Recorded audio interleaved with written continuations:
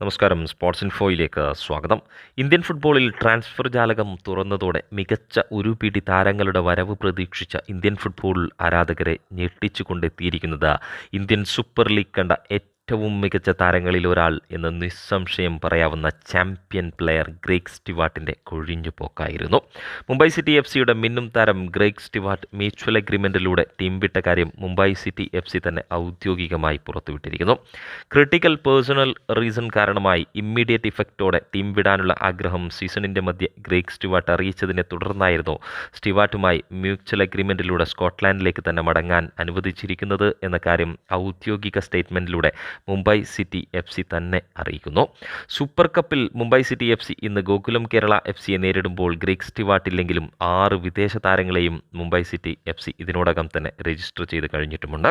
Mumbai city F സിയുടെ 28-അംഗ സംഘത്തിൽ Alberto നൊക്വേരയുടെ തിരിച്ചുവരവ് കാണാനായെങ്കിൽ Tiri, Griffith, L ഹയാത്തി, van നീഫ്, Diaz എന്നിവരാണ് ടീമിൽ ഉൾപ്പെട്ട മറ്റു വിദേശ താരങ്ങൾ.